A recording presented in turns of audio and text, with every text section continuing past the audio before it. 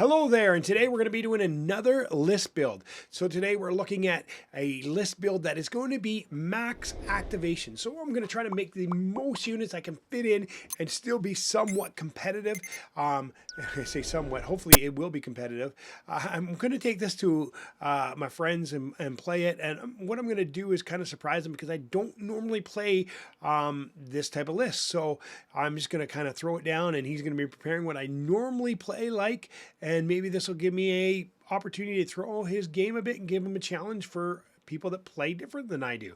And so today we're going to be doing a max activation list, and we're going to go right to the ultimate max activation faction, and we're going to head right over to Legion HQ. And if I haven't told you before, Legion HQ is where I make all my lists, and it's a great place to make your list. So today we're going to be going to Separatists, which is a great mass activation list. People, here we go. We're going right over here, and what I'm going to start with is I'm going to go right in, and I'm going to grab myself some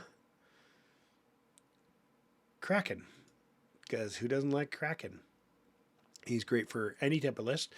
He's a good order, and sometimes when you do max activation before, you would use just a T-Series droid, and so we're going to do Kraken just to give it a little more punch. Quite literally, more hit, more everything. Then we're going to go over here. We're going to go into the next thing. We're going to get ourselves and now this is if I had 3 spider droids, I might take 3 spider droids, but I don't have 3 spider droids, so I'm taking a droidica instead. There is some people that would say that this is a better buy than the droidica. There are some advantages to both. I am going with the droidica because I want the suppression. I want to be able them to deal out a lot of suppression, and I want to really be able to hammer them with as much as I can and still have some livability. And so we're going to go over here and get a spider droid as well, and we're going to pop on attack protocols because you get that aim and then you get that precise 2, which really ups your dice percentage. So we're going to tack that on, and then we're going to go in here and pick our weapons, and we're going to go on the ion cannon because for 10 points it's probably the best. You do have to recycle it, you do have to cycle it, but there will be some of that given to us in the game, and there's always opportunities to do it because you're going to be pumping out some aims with Kalani. Why did I say Kraken? I did say Kraken, but Kalani is who I was picking. Here we go. We're going to move on, and we're going to do 2 of these because we're doing a mass activation. So right there, we've got 4 activations, which is looking pretty good. Now we're going to head over to here, and the cheapest units you can get into this would be here. And that gets to 50 points is what this is going to cost per unit. And that's going to go by 3. That's 150 points. And so we already got 7 activations, and don't even have any core yet. So now we're going to go to our core, and we're going to max out our core. Now, the question is, do we go... We're going to start with going all B1s because... Oops. I'll just do it this way. There's our 6 core. Oops, I hit the wrong one. There's our 6 core, and now we're up to 13 activations, and we still have about 100 points left to spend.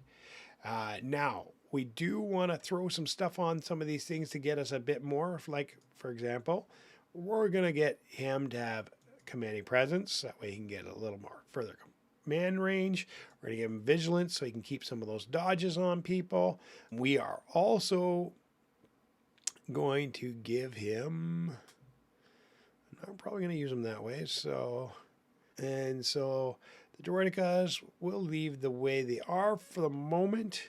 BX, we're going to leave the way they are for a moment, and we're going to get into these guys. I want at least 1 unit that can hit with some punch, and then I'm going to do a couple of units of these because one of the things is these guys are going to be sending out. Now, some people ask, why use a Viper? Why use a Viper Recon droid when you can just give an aim? Because if you're doing a Viper Recon going, it takes an action, which puts out 2 observation tokens at anything in range 3. But then if you do an aim, you still, operation goes lets you re-roll one dice. Well, aims let you re-roll one dice plus other things. So why do a Viper recon droid? Well, because it's actually not for the unit necessarily. I could use it for that unit, but if I can get this unit to give a aim basically to somebody else by doing that, and or multiple dice mitigation for a shot that you need it, then it's a little bit better.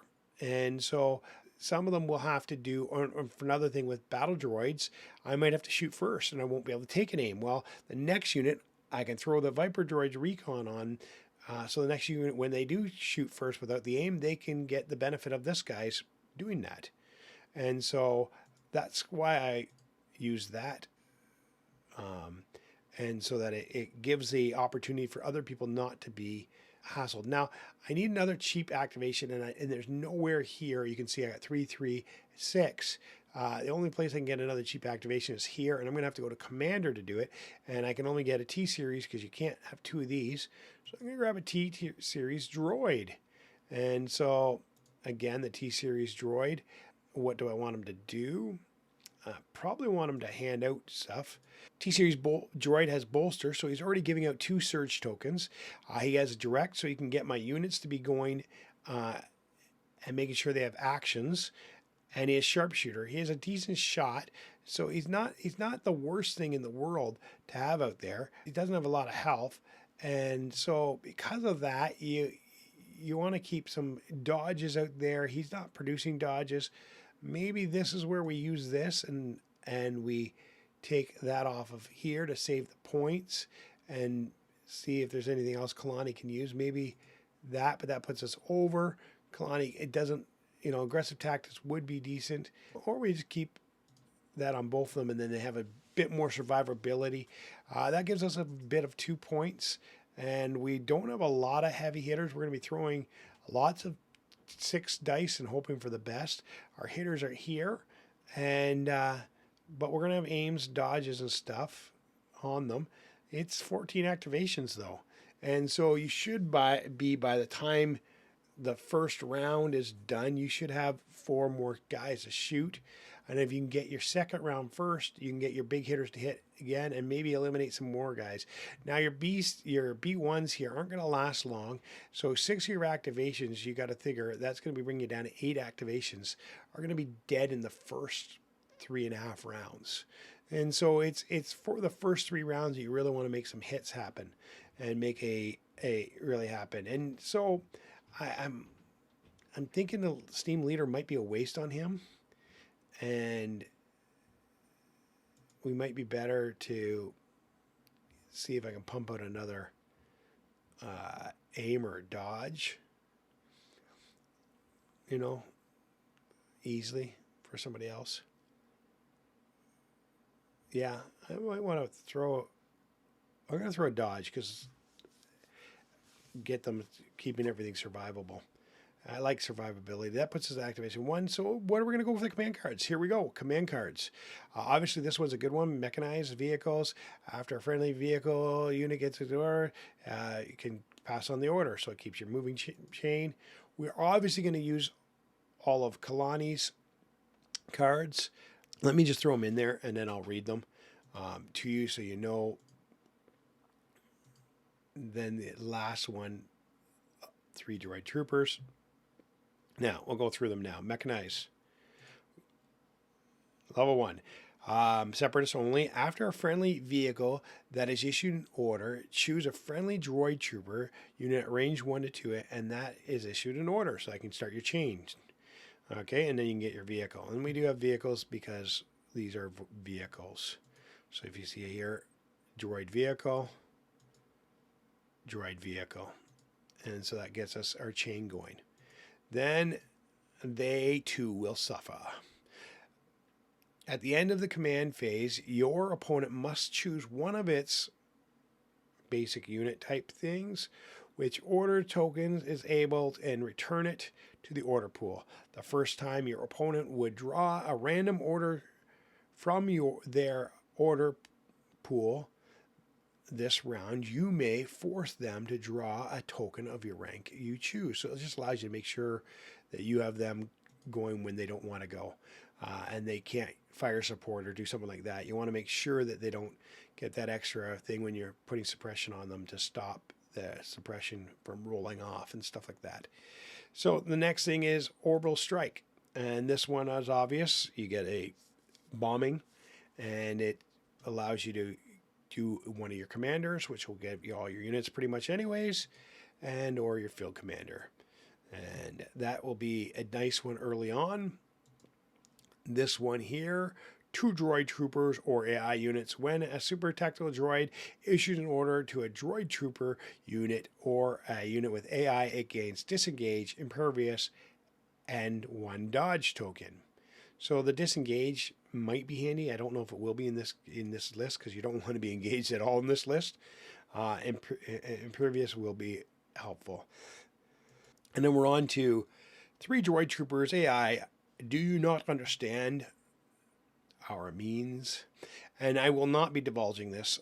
If this card is not divulged, at the start of your activation phase, choose up to 2 friendly units with face-up order tokens. In each chosen unit recovers. Now, this is what I said earlier. We're going to need this to keep our guns flowing and keep everything moving on those spider droids. The spider droids need to recover. So, and if they don't need to recover, you can give a droid a recover to get some more shields back. So, those are kind of the ways that we want to get moving with those. And then Roger, Roger, that is 3 droid troopers. When a unit is issued an order using this card, they gain either a dodge or a surge. So that'll give out some dodges. I don't think I'll be giving surges with it. So that'll be giving some dodges.